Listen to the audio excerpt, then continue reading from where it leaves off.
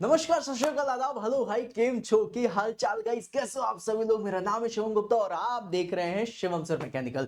जी हाँ दोस्तों, मैं आ चुका हूं आप लोगों के लिए जबरदस्त सा सेशन लेकर के। एसएससी, जेई, बीईएल और जितने भी एग्जामिनेशन हो उनमें जो क्वेश्चंस पूछे जाने हैं उस क्वेश्चन के लेवल को मैच करते हुए मैं 30 क्वेश्चंस इन 30 मिनट की जो सीरीज आप लोगों के लिए लेकर के आ रहा हूं वो आपके लिए बहुत ही बेनिफिशियल है। जैसा ही आप लोगों ने कहा था कि मुझे टॉपिक वाइज भी सेशन लेनी चाहिए, तो देखो गाइस, पहले हम लोगों ने सॉम किया, एफएम किया और आज बारी है प्रोडक्शन इंजीनियरिंग की। And I am damn sure अगर आप लोग इस सेशन को देख रहे हैं और इन 30 क्वेश्चन को आप सॉल्व करना चाहते हैं तो ये 30 क्वेश्चन 30 मिनट्स में नहीं होंगे, बशर्ते आप लोगों को अपने लेवल को इतना इंक्रीज करना पड़ेगा, कॉन्सेप्चुअल नॉलेज को इतना इंक्रीज करना पड़ेगा कि जब आप क्वेश्चन को पढ़ें तो उसमें कीवर्ड्स ढूंढें, क्योंकि कई बार लंबे क्वेश्चंस आते हैं और लंबे क्वेश्चंस में हम कीवर्ड्स की मदद लेते हैं और फिर उसके बाद हम क्वेश्चन को सॉल्व करते हैं। आज के जो सेशन में क्वेश्चंस होने वाले हैं, इन क्वेश्चंस को देख करके आपका दिल भी खुश होगा और मुझे कमेंट बॉक्स में जरूर बताइएगा कि दोस्तों किस तरीके से आपने ये क्वेश्चन सॉल्व करे और कितने क्वेश्चन सही हुए, कितने गलत हुए। ठीक है, तो चलिए आइए बिना किसी देरी के शुरुआत करते हैं आज के सेशन की। सबसे पहला क्वेश्चन आपकी स्क्रीन पर ये रहा। Okay, now the question is saying that which of the following is not a forming process। कह रहा है इनमें से कौन सी फॉर्मिंग प्रोसेस नहीं है। क्वेश्चन सिंपल है, ऑप्शंस देखते हैं। कह रहा है फुलरिंग। अब फुलरिंग प्रोसेस बहुत सारे लोग जानते होंगे या फिर बहुत सारे नहीं जानते होंगे। गाइस, ये जो फुलरिंग प्रोसेस के बारे में हम बात कर रहे हैं, ये प्रोसेस आप लोग यूज करते हैं किसमें? फोर्जिंग में। तो ये फोर्जिंग प्रोसेस एक फॉर्मिंग प्रोसेस है, तो मतलब ये तो आंसर नहीं होगा, काट दीजिए। स्क्यूइंग प्रोसेस, स्क्यूइंग प्रोसेस बेसिकली ली गई है स्क्यू रोलिंग से। स्क्यू रोलिंग में हम बॉल्स बनाते हैं, जो बियरिंग बॉल्स होती हैं उनको बनाते हैं, और ये प्रोसेस आपकी फॉर्मिंग प्रोसेस है, तो ये भी नहीं होगा आंसर। ब्लॉकिंग प्रोसेस, ब्लॉकिंग भी आप लोगों का फोर्जिंग में यूज होता है, तो ब्लॉकिंग भी नहीं होगा, तो मतलब बचा क्या? Slush process. स्लश एक कास्टिंग प्रोसेस होती है, स्लश कास्टिंग आप लोगों ने नाम भी सुना होगा। This is not a forming process, तो answer will be option number D. अब क्वेश्चन सिंपल होता है, बिल्कुल सही बात है। क्वेश्चन को अच्छा तो क्वेश्चन के ऑप्शंस बना देते हैं। चलिए अगला क्वेश्चन देखते हैं। अगला क्वेश्चन कह रहा है identify the process from the following that is a non chip producing process. अब देखो, नॉन चिप के बारे में बोला, क्वेश्चन को समझना कैसे। नॉन चिप बोला मतलब चिप प्रोड्यूशन, चिप प्रोडक्शन या फिर नॉन चिप प्रोडक्शन, मतलब या तो चिप प्रोड्यूस होगी या नहीं होगी। अब नॉन चिप प्रोडक्शन कहने का मतलब क्या हो गया कि भैया ये जो है मेटल कटिंग की प्रोसेस नहीं होनी चाहिए, राइट। मतलब मेटल कट होगा तभी तो चिप बनेगी। अब देख लेते हैं इसमें गियर हॉपिंग, क्या इसमें मेटल कट होता है? जी हाँ होता है, तो ये आंसर नहीं होगा। थ्रेड कटिंग, थ्रेड्स में भी अगर देखा जाए तो थोड़ा थोड़ा मेटल निकलता है ना बाहर, तो मतलब ये भी नहीं होगा। फिर उसके बाद क्या रहा है? Remove spinning on lathe. Spinning on lathe मतलब जब भी कभी हम लेथ मशीन पे मटेरियल को स्पिन करा करके उसको फॉर्म करते हैं, that is known as spinning on lathe. तो ये नॉन चिप रिमूवल प्रोसेस है, क्योंकि इसमें फॉर्मिंग होती है। और मिलिंग, मिलिंग में भी मेटल कट होता है, तो मतलब ये भी आंसर नहीं होगा। आंसर ऑप्शन नंबर सी होगा। गाइज, अगर सेशन अच्छा लग रहा है और आप लोग इसी तरीके से एंजॉय कर रहे हैं तो सेशन को लाइक कर दो यार। देखो तुम लोग लाइक नहीं किया करते हो, मेरे लाल लाइक भी किया करो सेशन को। और सेशन को अगर आप चैनल को अगर आप लोगों ने अभी तक सब्सक्राइब नहीं करा है तो डू सब्सक्राइब इट। अगला क्वेश्चन आपकी स्क्रीन पर ये रहा। क्वेश्चन कह रहा है, इतना लंबा क्वेश्चन पढ़ते हैं और इसमें से कीवर्ड्स जोड़ेंगे फिर आंसर देंगे। क्वेश्चन कह रहा है इन आयरन मेकिंग प्रोसेस, लोहा बनाने की प्रोसेस है, which of the following is the immediate product. मुझे कीवर्ड मिला immediate product, obtain directly from the blast furnace. दूसरा कीवर्ड मिला ब्लास्ट फर्नेस से immediate product. Characterised by, characteristic बता रहा है high carbon content and brittleness, मतलब कार्बन कंटेंट ज्यादा होगा तो ब्रिटलनेस होगी। Serving as an intermediate material before refining into steel और रॉट आयरन। तो भैया स्टील और रॉट आयरन बनाने से पहले की बात कर रहा है, तो आंसर ऑप्शन नंबर बी और डी तो कैंसिल हो गई, क्योंकि तो क्वेश्चन में ही बोल दिया।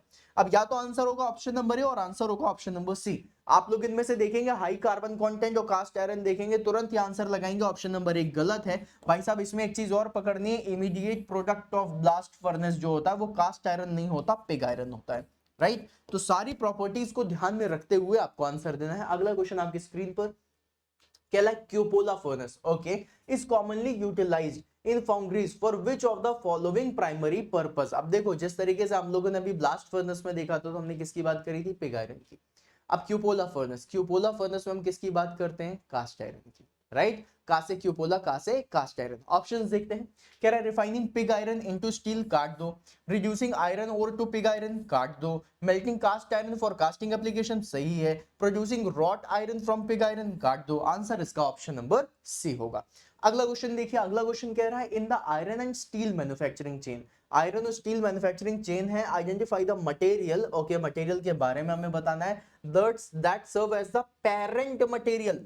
पेरेंट मटेरियल मतलब जो सबसे पहले मिलने वाला मटेरियल होगा for all major ferrous products despite being brittle, मतलब कहने का कि वो ब्रिटल नेचर का होगा and not directly usable for fabrication, मतलब डायरेक्टली हम फैब्रिकेशन में यूज भी नहीं कर सकते, ब्रिटल नेचर का भी है।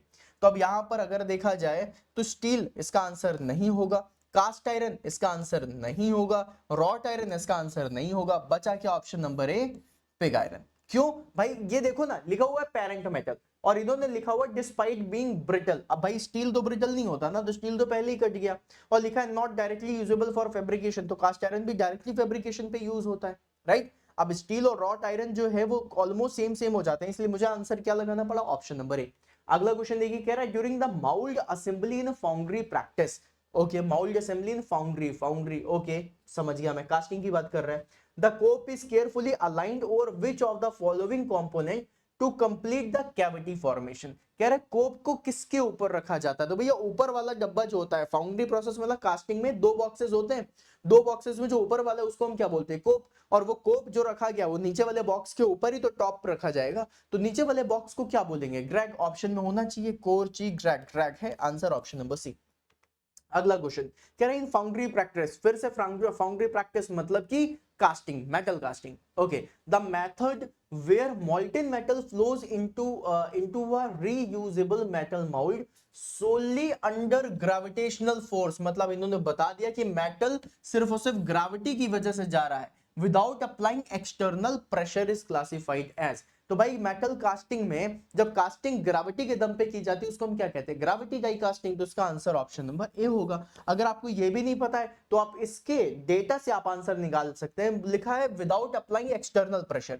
अब देखो हाई प्रेशर डाई कास्टिंग में तो एक्सटर्नल प्रेशर होगा, स्क्वीज कास्टिंग में भी एक्सटर्नल प्रेशर होगा, और सेंट्रीफ्यूगल कास्टिंग में सेंट्रीफ्यूगल फोर्स होगा, इसमें ग्रेविटी नहीं होगी, तो ये भी आंसर नहीं होगा। तो अगर आपको ऑप्शन ना भी पता हो तो भी आप डेटा देख करके आंसर दे सकते हो, क्वेश्चन की खास बात ये है, ठीक है। अगला क्वेश्चन देखो, कह रहा है the shape and size of the grains affects the following property. अब शेप और साइज के बारे में अगर मैं बात करूं तो अगर सिर्फ साइज होता मेरे लाल, तो साइज में तुम्हें पता है फाइन, मीडियम और कोर्स ग्रेन्स होते हैं, मतलब बहुत महीन फिर बारीक, मतलब बहुत महीन फिर उससे थोड़ा बड़ा फिर उससे और बड़ा। अब साइज के बेसिस में हम स्ट्रेंथ बता सकते हैं कि अगर फाइन ग्रेन्स का कोई भी मटेरियल है तो उसकी स्ट्रेंथ बहुत अच्छी होती है, कोर्सर ग्रेन का तो स्ट्रेंथ कम होती है। लेकिन अब इन्होंने शेप बोल दिया, अब शेप में बहुत सारे शेप हो सकते हैं, इलिप्टिकल शेप हो सकता है, स्फेरिकल शेप हो सकता है ना, आप लोगों का क्यूबॉइडल शेप हो सकता है, राइट। तो ये जितने भी शेप्स हैं और साथ में अगर साइज दोनों मिल जाएं तो फिर मुझे एक प्रॉपर्टी देखनी होती है, दैट इज पोरोसिटी। तो यहां पर अगर शेप और साइज दोनों एक साथ बोलेगा तो यहां पर जो प्रॉपर्टी आएगी वो क्या आएगी, पोरोसिटी आएगी। रिफ्रैक्टिवनेस हो नहीं सकता, ये हाई टेंपरेचर प्रेशर के लिए होता है। स्ट्रेंथ अगर सिर्फ बोलता तो सिर्फ और सिर्फ साइज ऑफ ग्रेन पे तुम्हें जाना होता, राइट। किस में जाना होता, साइज ऑफ ग्रेन पे, उससे तुम्हारा आंसर आ जाता, ठीक है। Adhesiveness, adhesiveness is not the property for size of grain और शेप, राइट। तो ये भी आंसर आपका नहीं होगा, इसका correct answer option number B. अगला क्वेश्चन कह रहा है to improve the surface finish of the casting. देखो surface finish of the casting कहने का मतलब कास्टिंग की जो अपर सरफेस है उसको स्मूथ करना है, that is surface finish of the casting. The following additive is used for the moulding sand. मेरे पास जो टर्म है वो है additive, okay. Answer will be resin, oil, wood flour and sea coal. The most common answer will be resin. क्यों, क्योंकि resin एक ऐसी चीज है जो एक सरफेस फिनिश के लिए यूज करने वाला मटेरियल बन जाता है, मतलब स्पेशली जो रेजिन्स का यूज होता है वो सरफेस फिनिश के लिए ही किया जाता है, ठीक है। तो अब आप लोग आंसर इसका ऑप्शन नंबर ए दोगे, लेकिन मैं बता दूं इसका आंसर ऑप्शन नंबर ए गलत है। ऑयल्स भी गलत है, ये लुब्रिकेशन और थोड़ा सा बॉन्डिंग के लिए यूज होता है, और वुड फ्लोर जो है ये आपका हीट डिसिपेशन के लिए यूज होता है, इवनली हीट डिसिपेट हो उसके लिए हम लोग यूज करते हैं। तो बचा क्या, सी कोल। अब सी कोल में गाइस मेनली अगर मैं सी कोल की बात करूं, जो इसका मेन फीचर है that is for providing strength. किसके लिए है मेरे लाल, ये है that is for providing strength. आप लोग इस सेशन से बहुत कुछ सीखोगे मेरे लाल, बस आप लोग इस सेशन को पूरा देखा करो और डेली देखा करो। और साथ में अगर आप लोगों को चैनल से कुछ भी फायदा हो रहा है तो चैनल को सब्सक्राइब जरूर कर लो। देखो अभी तक तुमने लाइक नहीं करा है, बेशर्मो लाइक तो कर दिया करो, ठीक है। ओके, तो यहाँ पर सी कोल बेसिकली प्रोवाइडिंग स्ट्रेंथ के लिए होता है, लेकिन सी कोल के साथ एक चीज और है कि ये एक पाउडर्ड फॉर्म में पाया जाता है। किसमें पाया जाता है? पाउडर्ड फॉर्म में। और जब भी कभी कोई भी चीज पाउडर्ड फॉर्म में होती है तो वो भी सरफेस फिनिश के लिए काफी बढ़िया तरीके से काम करती है। तो पाउडर्ड फॉर्म में होने की वजह से ये सरफेस फिनिश भी प्रोवाइड करता है, ठीक है। आप समझो, यहां पर मैंने रेजिन को ताला ना लगा के मैंने सी कोल को ताला लगाया है। क्यों? क्योंकि मैंने कीवर्ड पकड़ा एडिटिव। गाइस ये जो रेजिन है, रेजिन को हम लोग एज अ बाइंडर यूज करते हैं। किस तरीके से यूज करते हैं मेरे लाल? एज अ बाइंडर यूज करते हैं। और सी कोल जो है इसको हम एज एन एडिटिव यूज करते हैं। तो अब तुम ही बताओ कि इन्होंने एडिटिव पूछा है कि बाइंडर पूछा है? अगर बाइंडर पूछा होता तो रेजिन 100% सही था, लेकिन इन्होंने तो एडिटिव पूछ लिया ना, इसलिए मेरी मजबूरी हो गई कि मुझे सी कोल पे ताला लगाना पड़ेगा, ठीक है। चलो अगला क्वेश्चन देखते हैं, फिर बड़ा सा क्वेश्चन, कीवर्ड्स पकड़ेंगे, मजा आएगा। ओके, कह रहा है during sand casting, casting process है नॉन यूनिफॉर्म रैमिंग। सबसे पहले मिल गया नॉन यूनिफॉर्म रैमिंग, राइट। अरे यार जो तुम सैंड को मोल्डिंग बॉक्स में डालते हो तो अच्छे से हैमरिंग करते हो ना, सो दैट वो अच्छे से फिक्स्ड हो जाए, है ना। तो ये नॉन यूनिफॉर्म रैमिंग ना हो, मतलब नॉन यूनिफॉर्म रैमिंग कह रहा है can alter the mould cavity geometry and compromise the strength. बिल्कुल सही बात है कि भाई नॉन यूनिफॉर्म रैमिंग होने की वजह से यहां पर जो कैविटी है वो भी बनेगी और कॉम्प्रोमाइज करना पड़ेगा हमें strength of the mould wall से। Which of the following is the most likely defect, इनमें से कौन सा मोस्ट लाइकली डिफेक्ट होगा to occur due to the low density region, low density region की वजह से in the mould resisting the molten metal pressure insufficiently. कह रहा है मॉल्टेन मेटल जो अंदर जा रहा है तो वो भी तो प्रेशर लगाएगा, और अगर वो प्रेशर लगा रहा है तो उसको इनसफिशिएंटली कौन देख पा रहा है? कोई एक प्रोडक्ट में कोई एक डिफेक्ट होगा, उस डिफेक्ट का नाम क्या है? इतनी सारी जानकारी देने के बाद तो आंखें बंद करके आंसर बता सकते हो, दैट इज स्वेल्स। स्वेल्स कहने का मतलब क्या है? अरे यार जब कभी तुम्हारा सर भिड़ता है तो स्वेलिंग आ जाती है ना, मतलब एक्स्ट्रा ये क्या होता है, एरिया बड़ा हो जाता है। इसी तरीके से जब माउल्ड कैविटी में नॉन यूनिफॉर्म रैमिंग होती है तो जब आप मॉल्टन मेटल डालते हो तो वो कास्टिंग के साइज को बड़ा कर देता है, that is known as swells, right. Hot tears, cold shuts and scabs, ये भी कास्टिंग डिफेक्ट हैं, लेकिन इनके बारे में हम डिस्कशन करेंगे जब हम कास्टिंग को बहुत अच्छे से पढ़ेंगे। बस ये समझ लो हॉट टीयर किसकी वजह से होता है? अनइवन कूलिंग की वजह से होता है। कोल्ड शट क्या होता है? कोई एक एक्स्ट्रा मटेरियल बहुत जल्दी ठंडा हो जाता है और एक पिंपल की तरीके से जो दिखता है, कोल्ड शट। और स्कैप्स, स्कैप्स होता है जिस तरीके से आपकी कहीं चोट लग जाए तो चमड़ी नहीं बन जाती, एक्स्ट्रा चमड़ी, है ना, इसी तरीके से जब एक्स्ट्रा लेयर बन जाती है कास्टिंग की, वो स्कैप्स में आता है। अगला क्वेश्चन कह रहा है an important factor to be taken into account, okay, while designing a core print. अब देखो भैया कोर प्रिंट के बारे में बात कर रहा है, कोर प्रिंट है क्या? तो आपको पता है जो आप लोगों की हॉलो कास्टिंग होती है उसको बनाने के लिए हम किसका यूज करते हैं? कोर का। और कोर को सपोर्ट देना है तो सपोर्ट देने के लिए दो तरीके से सपोर्ट दिया जाता है, एक होता है आप लोगों का चैपलेट्स और एक होता है कोर प्रिंट, राइट। क्या होता है?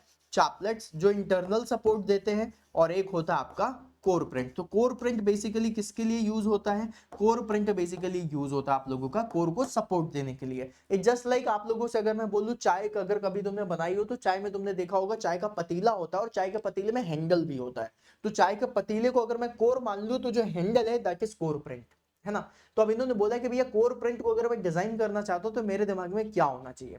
कह रहा है पोरिंग टेम्परेचर। पोरिंग टेम्परेचर से कोई लेना देना नहीं क्योंकि पोरिंग टेम्परेचर मेटल की फ्लूइडिटी को बताता है, तो ये तो आंसर होगा नहीं।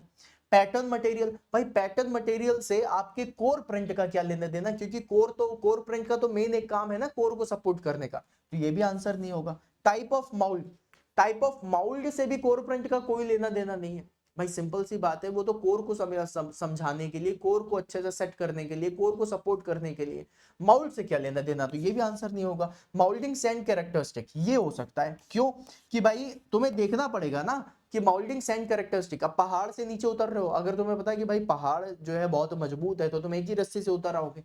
लेकिन अगर तुम्हें लग रहा है भाई पहाड़ मजबूत नहीं है, कहीं ना कहीं से कुछ ना कुछ दिक्कतें हो सकती हैं, तो तुम बीच बीच में सपोर्ट देते हुए चले जाओगे, है ना। तो भाई इसी तरीके से मोल्डिंग सैंड कैरेक्टरिस्टिक से पता चलेगा कि सैंड कितनी स्ट्रेंथ लेकर के बैठी हुई है। अगर स्ट्रेंथ कम है तो फिर आप लोगों को कोर प्रिंट बहुत अच्छे से डिजाइन करना पड़ेगा। अगला क्वेश्चन देखो, अगला कह रहा है सीरियल्स। ओके, सीरियल ये वो वाला सीरियल नहीं है, सास बहू वाला है ना। सीरियल से कास्टिंग में एक तरीके से बाइंडर का यूज करता है। किसका यूज करता है मेरे लाल? ये एक तरीके से बाइंडर का यूज करता है serial, right. Are added to the moulding sand to improve following. कह रहा है मोल्डिंग सैंड में जब हम सीरियल्स डालते हैं तो बेसिकली क्या होता है? बाइंडर कहने का मतलब क्या होता है? दो मॉलिक्यूल्स हैं या फिर दो पार्टिकल्स, उनको जोड़ने का काम करता है।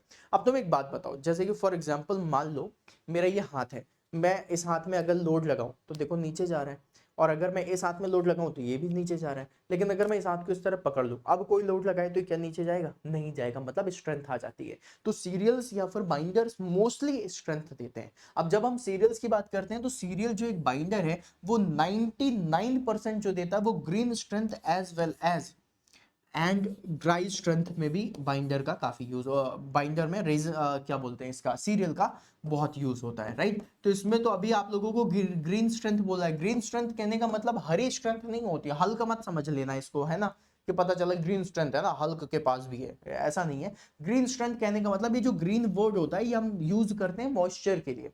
तो जब भी कभी किसी भी सैंड में मॉइस्चर हो उसके बाद भी वो स्ट्रेंथफुल हो तो उस स्ट्रेंथ को हम लोग ग्रीन स्ट्रेंथ बोलते हैं, ठीक है। चलिए अगला क्वेश्चन आपकी स्क्रीन पर ये रहा, कह रहे strength and permeability of served sand okay are related to. अब देखो गाइस, यहां पर इन्होंने बात कर लिया है स्ट्रेंथ एंड परमिएबिलिटी की। अगर सिर्फ और सिर्फ स्ट्रेंथ की बात होती तो मैं साइज में जाता, साइज में जाता तो मतलब ग्रेन साइज ये लिखा हुआ है, तो अगर मैं सिर्फ और सिर्फ स्ट्रेंथ की बात करता तो मैं ग्रेन साइज पे ताला लगा देता, मुझे कोई तकलीफ नहीं थी, राइट। फाइन ग्रेन साइज ज्यादा स्ट्रेंथ लेते हैं, कोर्सर ग्रेन साइज कम स्ट्रेंथ लेते हैं। लेकिन अब यहां पर परमिएबिलिटी भी बोल दिया है तो मेरा यहां पर आंसर होगा मॉइस्चर कंटेंट। मॉइस्चर कंटेंट से ही पता चलेगा। परमिएबिलिटी मतलब ट्रैप्ड एयर को जो बाहर भेजने की जो क्षमता है उसको हम परमिएबिलिटी बोलते हैं। तो परमिएबिलिटी और स्ट्रेंथ दोनों सर्व की जा सकती है मॉइस्चर कंटेंट से। अगर मॉइस्चर कंटेंट एडिक्वेट लेवल का है, मतलब ना कम ना ज्यादा, तो बहुत बढ़िया आप लोगों को स्ट्रेंथ और परमिएबिलिटी देगा। अगला क्वेश्चन देखो, ओए होए इतना बड़ा क्वेश्चन, चलो पढ़ते हैं, आंसर तो आएगा ही आएगा, बिल्कुल सही बात है। क्वेश्चन कह रहा है which of the following critical steps in the investment casting process. पहले बोल दिया, कीवर्ड याद रखिएगा, इन्वेस्टमेंट कास्टिंग के बारे में बात कर रहा है। Process ensures the dimensional accuracy and fine surface finish to intricate components. What is the primary material typically used for disposable pattern? कह रहा है डिस्पोजेबल पैटर्न पे what is the primary material, मतलब डिस्पोजेबल पैटर्न के लिए primary material क्या होना चाहिए? तो भाई किसका यूज करते हो? वैक्स का। इन्वेस्टमेंट कास्टिंग में 90% वैक्स का यूज होता है, हाँ या ना बताओ? बिल्कुल सही बात है। अब ऑप्शन पढ़ते हैं, देखते हैं। कह रहा है dewaxing stage using ceramic shells, pattern made of the polystyrene, ये नहीं है ना भाई, इन्होंने प्राइमरी मटेरियल बोला है। Burn out stage using refractory moulds, pattern made up of wax, option number B. Shell building using silica slurry, काट दो। Firing of mould using green sand, pattern made up of wood, काट दो। इसका answer option number B होगा। B will be the absolutely is the correct, is the answer is the, ठीक है। चलो अगला क्वेश्चन देखते हैं। कह रहा for the production of quality part of the following casting method is normally employed. Okay, अब देखो इन्होंने क्या बोला है, प्रोडक्शन करना है। किसका प्रोडक्शन करना है? क्वालिटी पार्ट का, मतलब हाई क्वालिटी का मटेरियल चाहिए। किसमें चाहिए? कास्टिंग मेथड में। कौन सा होगा? तो guys centrifugal casting, continuous casting, green sand casting, pressure die casting, इसमें से इसका जो सबसे बेस्ट अगर आंसर देखा जाए तो ऑप्शन नंबर ए सही है, ऑप्शन नंबर डी सही है, राइट। अब आप लोगों में से बहुत सारे लोग बोलेंगे कि सर जी इनमें से एक आंसर क्यों नहीं दिया आपने? देखो मेरे लाल, इन्होंने क्वालिटी प्रोडक्ट की बात करी है। अब प्रेशर डाई कास्टिंग क्या होता है? जो सॉलिड प्रोडक्ट देता है हाई क्वालिटी का। और अगर मैं सेंट्रीफ्यूगल कास्टिंग के बारे में बात करूं तो ये हॉलो प्रोडक्ट देता है हाई क्वालिटी का। तो मतलब हॉलो प्रोडक्ट के लिए अब इन्होंने बताया नहीं ना कि पार्ट में क्वालिटी पार्ट जो है वो कैसा होगा, इन्होंने कुछ भी नहीं लिखा कि हॉलो है कि सॉलिड है, राइट। तो फिर इसमें से आंसर सेंट्रीफ्यूगल आंसर भी करेक्ट है और डी प्रेशर डाई कास्टिंग भी करेक्ट है। दिस इज द क्वेश्चन जो एक कंट्रोवर्शियल क्वेश्चन बन सकता है, ठीक है। चलिए फिर भी अगर आप लोग आंसर देना चाहो then I will say pressure die casting ज्यादा करेक्ट आंसर होगा, है ना। चलो अगला क्वेश्चन देखते हैं। कह रहा है इन आर्क, ओए होए, arc welding process that utilizes a continuous pool of molten metal, देखो देख लिख लिया, pool of molten metal, right, for joint formation which method combines a high deposition rate, shielding gas protection, is specially suited for non ferrous and thin materials. क्या बात है। अब pool of मॉल्टन metal जैसे ही तुम देखोगे तुम्हारे दिमाग में आएगा कि मैं इलेक्ट्रोस्लैग पे ताला लगा देता हूं, आंसर गलत हो जाएगा। फिर उसके बाद अच्छा इलेक्ट्रोस्लैग नहीं तो सबमर्ज डार्क में भी पूल ऑफ मॉल्टन मेटल देखते हैं, ये भी गलत हो जाएगा। इसका जो करेक्ट आंसर होगा वो क्या होगा, that is option number C. अब आप बोलोगे सर जी ये क्या है, पूल ऑफ मॉल्टन मेटल तो आपने बताया था। जी हाँ मैंने बताया था कि पूल ऑफ मॉल्टन मेटल का यूज इलेक्ट्रोस्लैग वेल्डिंग में, अगर इलेक्ट्रोस्लैग और सबमर्ज है तो इलेक्ट्रोस्लैग में लगाना, क्योंकि सबसे ज्यादा पूल ऑफ मॉल्टन मेटल इसमें यूज होता है। और फिर उसके बाद सबमर्ज्ड आर्क आती है। क्यों, क्योंकि इलेक्ट्रोस्लैग वेल्डिंग वर्टिकल वेल्डिंग होती है, सबमर्ज्ड आर्क वेल्डिंग हॉरिजॉन्टल होती है। लेकिन फिर भी आज मैंने ताला लगाया किसमें, एमआईजी वेल्डिंग पे। अब गाइस इसके दो तीन रीजन है। तुम जब क्वेश्चन को पढ़ोगे तो तुम्हें ध्यान देना पड़ेगा इन्होंने क्या बोला है। इन्होंने सबसे पहले बोल दिया थिन मटेरियल की वो करना है, वेल्डिंग करनी है, राइट। अब थिन मटेरियल के लिए ना ही सबमर्ज का यूज करते हैं ना ही इलेक्ट्रोस्लैग का यूज करते हैं। थिन मटेरियल के लिए जो यूज होता है या तो टीआईजी का होता है या एमआईजी का होता है। अब देखो इन्होंने दूसरी चीज क्या बोली, बोला हाई डिपोजिशन रेट, फिर क्या बोला, शील्डिंग गैस प्रोटेक्शन। तो हाई डिपोजिशन रेट एमआईजी में मिल जाता है, shielding gas protection metal inert gas welding बोलते हैं तो एमआईजी में मिल जाता है। फिर उसके बाद इन्होंने बोल दिया specially suited for non ferrous and thin material MIG. तो करेक्ट आंसर इसका ऑप्शन नंबर सी एमआईजी होगा। चलिए अगला क्वेश्चन आपकी स्क्रीन पर ये रहा, कह रहा है the process of removing unwanted material from the casting is called as. देखो इसमें बहुत सारे लोग आंसर इसका लगा देते हैं क्लिनजिंग। जब मैं क्लिनजिंग पे ताला काट देता हूं, गनगौर गलत बोल देता हूं तो बोलते हैं फिनिशिंग होगा, लेकिन ये भी गलत है। इसका करेक्ट आंसर क्या होता है, फेटलिंग, राइट। अब अनवांटेड मटेरियल कहने का मतलब क्या होता है, तो देखो गाइस क्या होता है, ये होता है तुम्हारा स्प्रू बेसिन, राइट। इससे कनेक्टेड होता है तुम्हारा स्प्रू, स्प्रू के नीचे होता है स्प्रू वेल, फिर क्या होता है रनर होता है, और रनर के बाद लगा होता है गेट, और गेट से ही आपकी ये जो आप देख रहे हो ये होती है आपकी कास्टिंग, राइट। ये आपकी कास्टिंग, इस कास्टिंग में यहां पर आप लोगों का लगा होता है राइजर, राइट, और यहां पे होता है आपका वेंट, ऐसे बना होता है। अब आप क्या करते हो, अब आप जब कास्टिंग बना लेते हो तो आपको ये सब काटना होता है। ये काटने की प्रोसेस हमारी क्या कहलाती है, फेटलिंग कहलाती है। और फेटलिंग से जो तुम्हें फाइनल प्रोडक्ट मिलता है वो क्या मिलता है, ये मिलता है, right. This is your final casting. तो फेटलिंग कहने का मतलब हो जाता है आपको कास्टिंग को अलग करना है बाकी अनवांटेड मटेरियल से। फिर ये जितने भी मटेरियल होते हैं इनको वापस से मेल्ट किया जाता है और वापस से यूज कर लेते हैं, ऐसा चलता है। अगला क्वेश्चन करा विच of the following process would produce best component. अब देखो ये भी कंट्रोवर्शियल क्वेश्चन हो सकता है, रीजन बताता हूं, लेकिन होगा नहीं, है ना। बेस्ट कंपोनेंट जो मिलता है अकॉर्डिंग टू द आंसर होगा फोर्जिंग। गाइज यहां पर याद रखिएगा जब भी कभी बेस्ट कंपोनेंट के बारे में बात करेगा तो बेस्ट कंपोनेंट में जो सबसे पहली प्रायोरिटी आपको देनी है वो किसको देनी है, कोल्ड रोलिंग को देनी है। कोल्ड रोलिंग से ज्यादा अच्छा बेस्ट कंपोनेंट आपको नहीं मिल सकता। बेस्ट कहने का मतलब क्या होता है, in terms of strength, in terms of dimensional accuracy, in terms of surface finish, everything cold rolling one of the best, right. फिर उसके बाद जो सेकंड प्रायोरिटी है, सेकंड प्रायोरिटी आप लोगों को देनी है फोर्जिंग की। अब देखो प्रॉब्लम क्या थी, ये कंट्रोवर्शियल क्वेश्चन कब बनता, जब कोल्ड रोलिंग और फोर्जिंग दोनों होते, लेकिन यहां पर सिर्फ फोर्जिंग है, कोल्ड रोलिंग है ही नहीं, इसलिए मैंने आंसर में डायरेक्ट लगा दिया ऑप्शन नंबर डी, फोर्जिंग। अगला क्वेश्चन कह रहा है assumption made in the Fourier's law is that the heat flow। अब देखो गाइस फोरियर्स लॉ के बारे में क्वेश्चन है। अब ये क्वेश्चन प्रोडक्शन इंजीनियरिंग में है, लेकिन बेसिकली इसकी जो रूट्स हैं, इसकी जो जड़ें हैं वो जा रही हैं हीट ट्रांसफर तक। और अगर हीट ट्रांसफर तक जा रही हैं तो मेरे लाल फोरियर्स लॉ में जब मैं हीट ट्रांसफर के बारे में बात करूंगा तो मुझे पता है कि हीट फ्लो कब होगा, स्टडी स्टेट में होगा। और क्या कह रहा है कि किस तरीके से होगा, तो फोरियर लॉ किसके लिए होता है, कंडक्शन के लिए। वो किस मीडियम पे होता है, सॉलिड मीडियम पे। तो कह रहा है through a solid medium in one dimension, that is absolutely correct. तो ऑप्शन नंबर ए भी सही है, बी भी सही है, तो both A and B answer option number सी।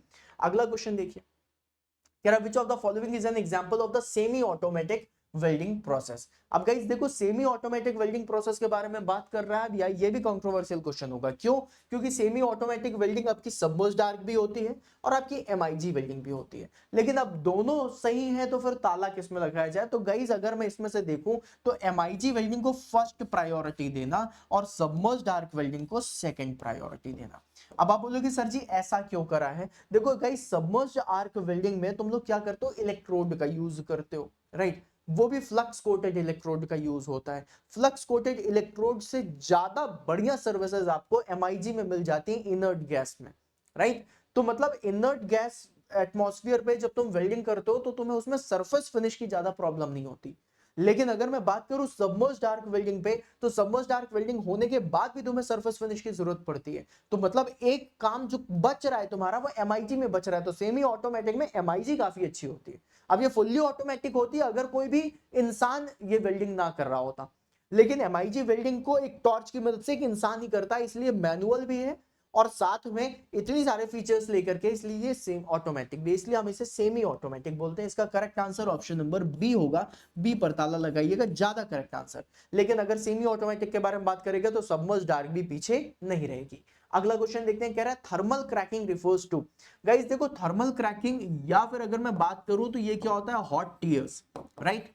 ये एक तरीके का डिफेक्ट है और ये डिफेक्ट आपको मोस्टली जो देखने के लिए मिलता है कास्टिंग में देखने मिलता है। बट अगर आप चाहो, मतलब चाहो क्या, कौन डिफेक्ट ही क्यों चाहेगा, है ना। लेकिन बट अगर आप देखना चाहो इस डिफेक्ट को तो आप इसे वेल्डिंग प्रोसेस में भी देख सकते हो, जहां पर बहुत ज्यादा पूल ऑफ मॉल्टेन मेटल वाली जो वेल्डिंग्स होती हैं उसमें आप लोगों को देखने के लिए मिल जाएगा, just like electro slag welding, submerge dark welding, है ना। इन सब में आप लोगों को ये थर्मल क्रैकिंग या हॉट टीयर्स देखने मिलता है। ये अनइवन कूलिंग की वजह से होता है, मतलब जो ठंडा है, जो ठंडा होने की प्रोसेस है वो अनइवन हो जाए, कभी जल्दी ठंडा हो रहा हो, कभी देर ठंडा हो रहा हो, बाहर का सरफेस जल्दी ठंडा हो गया, अंदर का सरफेस कम जल्दी ठंडा हो रहा है, इन सब की वजह से होता है। तो ये एक तरीके का कास्टिंग डिफेक्ट है, राइट। प्रोसेस ऑफ फैब्रिकेशन नहीं, फैब्रिकेशन का डिफेक्ट हो सकता है। प्रोसेस ऑफ हीट ट्रीटमेंट नहीं, weathering of non ferrous material नहीं, ये भी गलत है। चलिए अगला क्वेश्चन देखते हैं, कह रहा which of the following material is added to the base sand to impart bonding strength.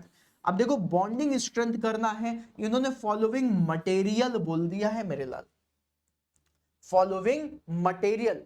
तो मटेरियल है तो मतलब इसमें एडिटिव भी हो सकता है और इसमें रेजिन भी हो सकता है। अब आप इसमें कैसे डिसाइड करोगे कि क्या होगा, तो इन्होंने बोल दिया है बॉन्डिंग स्ट्रेंथ। बॉन्ड, जब दो पार्टिकल के बीच में बॉन्ड होता है तभी हम इसे बॉन्डिंग स्ट्रेंथ बोलेंगे। और ये काम किसका है, बाइंडर का है। सिकोल बाइंडर नहीं है, सिलिका एक मटेरियल है, दैट इज नॉट अ मतलब kind of a binder, but ये बॉन्डिंग स्ट्रेंथ में इतना ज्यादा काम नहीं करेगा, इससे ज्यादा काम बेंटोनाइट कर देगा। यस, सिलिका भी करेगा, राइट, लेकिन सिलिका से भी ज्यादा अच्छा बेंटोनाइट करेगा, और वुड फ्लोर तो इसका आंसर नहीं होगा। ठीक है, ओके। सिलिका बेसिकली एक सैंड के तरीके से यूज होती है, मतलब मिट्टी, चिपकी चिकनी मिट्टी जो होती है ना, दैट इज सिलिका, है ना। और उसी से बनी सैंड सिलिका सैंड कहलाती है। तो मतलब ये भी है, बट बेंटोनाइट एक तरीके का बाइंडर है जिसका तुम यूज कर सकते हो, सिलिका सैंड एक बाइंडर नहीं है। अगला क्वेश्चन देखते हैं, कह रहा था heavier oxide films are removed by using. अब देखो गाइस, यहां पर एक बात समझना, जब इन्होंने बोला है heavier oxide films are removed by using, तो गाइस आप लोगों ने देखा होगा बचपन में भी या फिर अभी भी, एड़ी घिसी है कभी। एड़ी की जो चमड़ी होती है, जो स्किन होती है, वो डेड हो जाती है और वो बहुत हार्ड हो जाती है। उसके लिए आप एक पत्थर का यूज करते हो, है ना, या फिर एक स्क्रबर का यूज करते हो। इसी तरीके से जब आप लोगों की मेटल सरफेस पे एक ऑक्साइड लेयर जम जाए तो आप उसको सैंड पेपर से हटाते हो, है ना। सैंड पेपर का रेग मार्क जिसे हम बोलते हैं, सैंड पेपर से हटाया जाता है। उस सैंड पेपर पे जो मटेरियल होता है ना, उस मटेरियल को हम लोग क्या बोलते हैं, एम्ब्री बोलते हैं। क्या बोलते हैं, एम्ब्री। अब बेसिक फ्लक्स से तो ये हटेगा नहीं, और ऑर्गेनिक सॉल्वेंट से भी ये नहीं हटेगा भाई। तो पतली लेयर हो तो ऑर्गेनिक सॉल्वेंट का यूज कर सकते हो, लेकिन बहुत मोटी लेयर है तो इससे भी नहीं होगा, और पानी से तो बड़ा हिलने वाला है। तो इसका आंसर क्या हो जाएगा, that is option number B. अगला क्वेश्चन कह रहा है pinch effect in the welding is the result of. अब देखो गाइस, पिंच क्या होता है, ये चुबा दो, राइट, ये ऐसे लिया, चुबा दिया, दैट इज पिंच, चीटी काटना। तो जो पिंचिंग है ऐसे, राइट, ये पिंचिंग कब आपको फील होती है, और इसमें लिखा हुआ है कि इन वेल्डिंग, मतलब वेल्डिंग में होती है। तो वेल्डिंग में क्या होता है, तो आप लोगों ने क्या किया होता है, एक वर्कपीस होता है और एक इलेक्ट्रोड होता है, इन दोनों के बीच में जब आप करंट फ्लो कराते हो तो करंट फ्लो कराने की वजह से यहाँ पर एक फोर्स जनरेट होता है, वो होता है इलेक्ट्रोमैग्नेटिक फोर्सेस। अब वो इलेक्ट्रोमैग्नेटिक फोर्सेस क्यों आया भाई, इलेक्ट्रिसिटी की वजह से मैग्नेटिज्म जनरेट होगा, और इलेक्ट्रोमैग्नेटिक रीजन के अंदर जो एक अट्रैक्टिव फोर्स होता है उसे हम इलेक्ट्रोमैग्नेटिक फोर्स बोलते हैं। अब वो इलेक्ट्रोमैग्नेटिक फोर्स इतना हैवी हो जाता है कि वर्क पीस ये है और ये आपका इलेक्ट्रोड है, और इन दोनों के बीच में आर्क बनानी है, लेकिन जैसे ही आप इसके पास लेके आते हो फोर्स इतना स्ट्रांग होता है कि पट्ट से चिपका लेता है अपने पास, है ना। और आप लोगों ने देखा होगा कई बार जब इलेक्ट्रिसिटी फ्लो हो रही होती है तार में, और अगर गलती से कोई चिपक जाए तो चिपक ही जाता है। तो चिपकता है, पता है क्यों, क्योंकि हाथ में फेविकोल है। अरे नहीं, हाथ में इलेक्ट्रोमैग्नेटिक फोर्सेस की वजह से चिपका हुआ है। समझ गए, तो इसका आंसर क्या होगा, that is electromagnetic forces, answer option number है। अगला क्वेश्चन कह रहा है during heat treatment of the cold work steel, cold work steel को हीट ट्रीटमेंट कर रहा है, which properties primarily improved by annealing. Annealing से कौन सी प्रॉपर्टी इंप्रूव होती है? Ductility, to relieve the internal stresses and rearrangement of the grain structure. क्या है? डक्टिलिटी। आंसर में पहले दिया हुआ है, आंसर ऑप्शन नंबर सी। अगला क्वेश्चन कह रहा है tool life is generally better when. अब गाइस देखो, टूल लाइफ बेटर कब होगी? मान लो मैं एक टूल हूं और मैं वर्क कर रहा हूं, तो मैं अगर हार्ड मटेरियल या फिर हाई स्ट्रेंथ मटेरियल को कट करूंगा तो मुझे ज्यादा ताकत लगेगी, और अगर ज्यादा ताकत लग रही है तो मैं जल्दी खराब हो जाऊंगा। लेकिन अगर मैं कम स्ट्रेंथ के मटेरियल को अगर मैं यहां पर कटिंग करूंगा तो मेरी जो ताकत है वो बची रहेगी और मेरी टूल लाइफ अच्छी हो जाएगी, मेरी लाइफ स्पैन अच्छा हो जाएगा। अब इन्होंने बोला grain size of the material is large, बिल्कुल सही बात है भाई। कहने का मतलब क्या है? ग्रेन साइज क्या बताता है? ग्रेन साइज से मैंने बताया था कि फाइन ग्रेन है तो स्ट्रेंथ ज्यादा, और ग्रेन साइज अगर लार्ज है मतलब कोर्सर ग्रेन है तो मतलब उसकी स्ट्रेंथ कम। अब अगर ग्रेन साइज लार्ज है तो कोर्सर ग्रेन है तो स्ट्रेंथ कम, और कम स्ट्रेंथ मटेरियल को अगर तुम कट करोगे तो टूल लाइफ का जो लाइफ है वो तो बढ़ी जाएगी, टूल की लाइफ, राइट। तो आंसर ऑप्शन नंबर है। अगला क्वेश्चन कह रहा है which of the following can not be a pattern material. कह रहा है इनमें से कौन सा पैटर्न मटेरियल नहीं हो सकता? तो देखो, टीक हो गया, महोगनी हो गया, देवदार हो गया, all these are what? All these are wood, right, है ना। तो ये तो नहीं हो सकता, इसका आंसर क्या हो जाएगा? Corundum, right, corundum. ठीक है, चलिए इसकी जो डिटेल है वो मैं आपको बताऊंगा। बेसिकली कोरंडम एक कुछ भी नहीं है, एक तरीके से देखा जाए तो पत्थर ही है ना, मतलब बस ऐसे ही समझो इसको। अगला क्वेश्चन कह रहा है which one is the responsible to minimise discharge and turbulent losses of liquid metal. क्या बात है। अब देखो गाइस, यहां पे लिखा है मिनिमाइज करना है discharge and turbulent losses of liquid metal. तो मिनिमाइज कर रहे हैं हम क्या? डिस्चार्ज। अब इसमें आंसर हमारा हो जाता है sprue, pouring sprue, right, pouring basin. ये गलत आंसर है, इसका करेक्ट आंसर है रनर। रनर एक ऐसी चीज है जो डिस्चार्ज को मिनिमाइज करता है। डिस्चार्ज कहां होगा भाई? किसी एक वेंट से कैविटी के अंदर ही तो डिस्चार्ज करोगे, तो वो किससे कनेक्ट होता है? रनर से कनेक्ट होता है, राइट। तो इसका आंसर क्या हो जाएगा? Option number A. अगला क्वेश्चन कह रहा है which of the following is not a correct for pressurised gating system. भाई प्रेशराइज्ड गेटिंग सिस्टम, देखो दो तरीके के गेटिंग सिस्टम होते हैं, एक होता है प्रेशराइज्ड गेटिंग सिस्टम, एक होता है नॉन प्रेशराइज्ड गेटिंग सिस्टम, ठीक है। अब इसमें से अगर मैं आप लोगों से बात करूं प्रेशराइज्ड गेटिंग सिस्टम की, तो वहां पर इनमें से कौन सा करेक्ट नहीं है? Liquid metal will enter with more velocity, बिल्कुल सही बात है। Casting yield will be more, ये भी सही है। कह रहा है high possibility of the air aspiration effect, ये गलत है। आंसर इसका option number C. High possibility नहीं होती है, लो पॉसिबिलिटी होती है, राइट। आप लोग प्रेशराइज्ड गेटिंग सिस्टम में एयर एस्पिरेशन इफेक्ट नहीं देखते। एयर एस्पिरेशन इफेक्ट कहने का मतलब है सांस लेने की क्षमता। अब जैसे कि फॉर एग्जांपल मान लो एयर, हवा का आना जाना, वो है pressurised gating system. Non pressurised gating system का मैं एक सेशन बना दूंगा, वो देखना, उससे आपको और समझ में आ जाएगा। अगला क्वेश्चन कह रहा है Chvorinov's principle is associated with which of the following manufacturing process. तो गाइस शॉवरिनॉफ्स प्रिंसिपल हम लोग किस में देखते हैं? हम लोग देखते हैं मेटल कास्टिंग में। इसका आंसर ऑप्शन नंबर बी होगा, राइट। शॉवरिनॉफ्स प्रिंसिपल के बारे में भी आप लोगों को एक सेशन दे दूंगा, क्योंकि अभी 30 मिनट में सब कुछ एक्सप्लेन करना मतलब इम्पॉसिबल हो जाएगा, राइट। फिर वो समय बढ़ता ही जाएगा। आई बिलीव आप लोगों को ये सेशन अच्छा लगा होगा। गाइस अगर अभी तक आप लोगों ने सेशन को लाइक नहीं करा है और अगर चैनल को सब्सक्राइब नहीं करा है, then do subscribe your session, और मुझे बताना कि ये सेशन कैसा लगा। आप लोगों का फीडबैक मेरे लिए बहुत ज्यादा इंपॉर्टेंट होता है। मैं आप सभी के कॉमेंट्स पढ़ता हूँ, और जितना भी समय मिलता है मैं हर किसी को, आप लोगों को रिप्लाई भी देता हूँ कमेंट बॉक्स में, ठीक है। मोस्टली जितने भी स्टूडेंट्स हैं उन सभी को मैं रिप्लाई देता हूँ। साथ में आप सभी लोग की फीडबैक जरूर बताइएगा कि आज का प्रोडक्शन इंजीनियरिंग का सेशन कैसा था, क्योंकि आज मैंने बहुत ही जबरदस्त से क्वेश्चन अपने समझ में ऐड ऑन करे थे, जिससे आप लोगों को फायदा हो। अगर आप लोगों को सेशन अच्छे लग रहे हैं तो सेशन को लाइक करके फीडबैक जरूर देना, और फिर मिलेंगे अपन नेक्स्ट सेशन में। और इसी चैनल के साथ जुड़े रहना, तो मैं बहुत सारी चीजें दूंगा, ठीक है। और सिलेक्शन तो लेके रहेंगे। चलो बाय बाय।